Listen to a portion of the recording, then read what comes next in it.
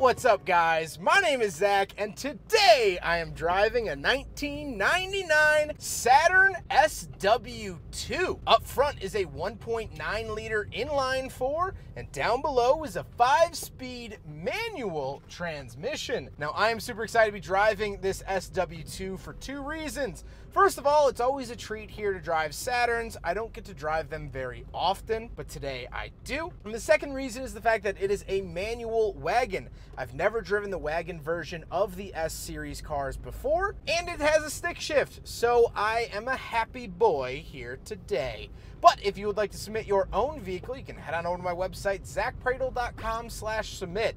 It's a quick and easy submission form. It takes under a minute to fill out, and I come out to you.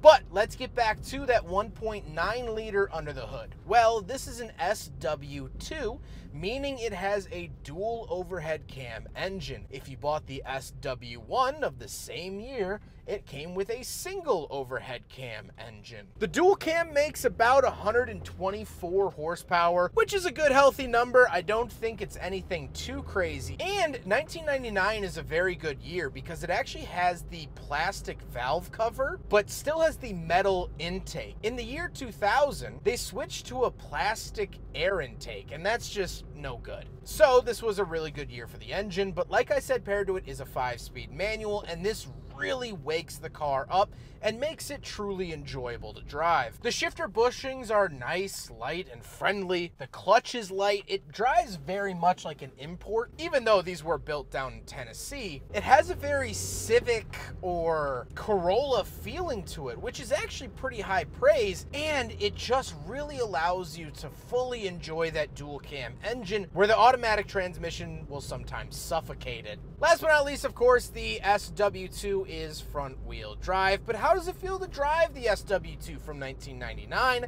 It's lovely. Visibility is good out the front, steering is nice, but like I said, that clutch and shifter feel is wonderful, and it really lets you enjoy the full bore glory of that dual cam 1.9. Is it a lot of power? No. Will it make you shake in your boots? No. But will it put a smile on your face?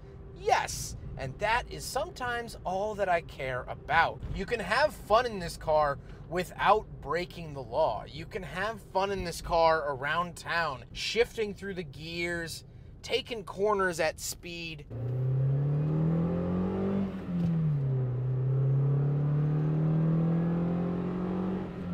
Look at that. I'm just now up to the speed limit, but I had fun getting there. And honestly, that can't really be said about the automatic versions. With that stuff out of the way, let's talk about the interior. Well, in front of me, I have 4 big gauges. Off to the left is my fuel, in the center is my speedometer and tachometer, and off to the right is my coolant temperature.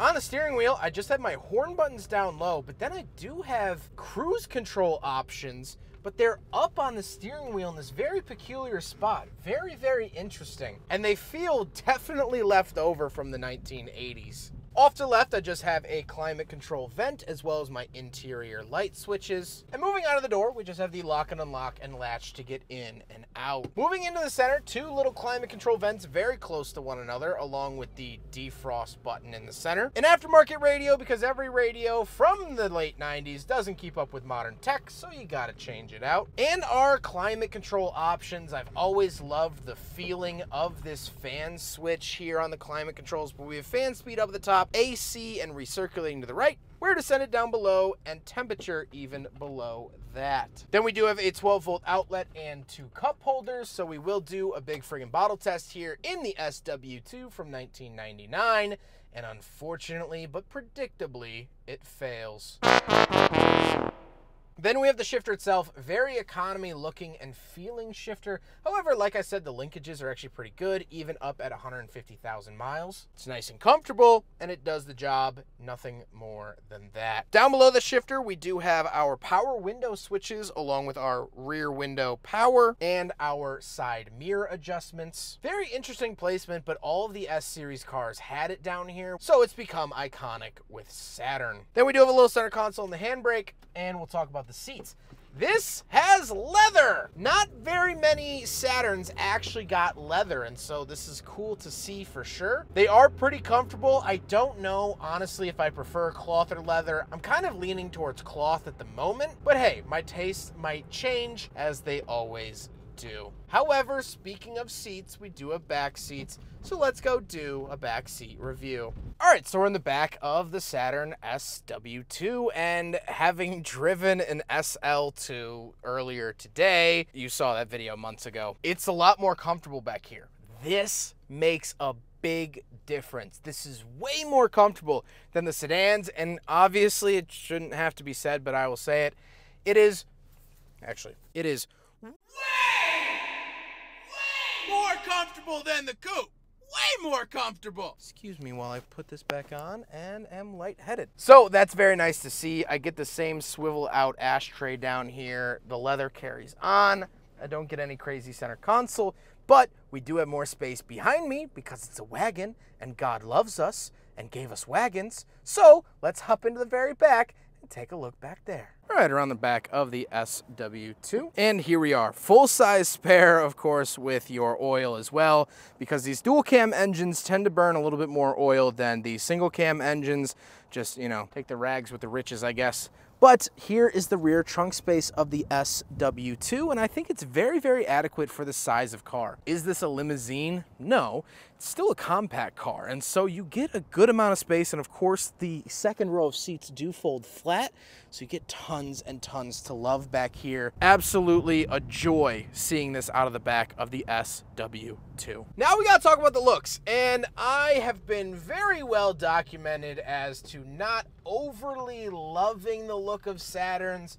I don't think there's a Saturn that's ever been built where I've been like, wow, that's drop dead gorgeous. But I do think that they're relatively handsome in their era. They look a little bloated, a little bubbly, but hey, aren't we all? I do love the fact that this is a wagon, hence the W in the SW name. If it was a sedan, it was the SL, and if it was a coupe, it was the SC. So very cool to see all of that. And I do want to point out the rear door kind of has this circular shape to it, which I find relatively attractive. However, with all of that being said, let's get on to my final thoughts. What do I think driving this SW2 from 1999? Well, I want to break the fourth wall here for a second and peel back the curtain, if I may. I am currently at the Saturn Midwest Meet of 2024 here in Auburn, Indiana. And so today, this is the third Saturn of the day that I've driven, and I have to say it's the best. This is the best Saturn I drove today and subsequently this year, probably ever, if I'm being completely honest. Out of the 6 Saturns I've reviewed, this might be my favorite. 3 reasons for that. Reason number 1, it's a manual, and I love the manual transmission with the dual overhead cam engine. I think it's a really good pairing. The second reason is that it's a wagon. I love wagons. I've always thought that they were cool. And the third reason is that it's not automatic. All right, so maybe you could lump that in with reason number 1, but the point stands. This car is genuinely fun to drive. Is it fast?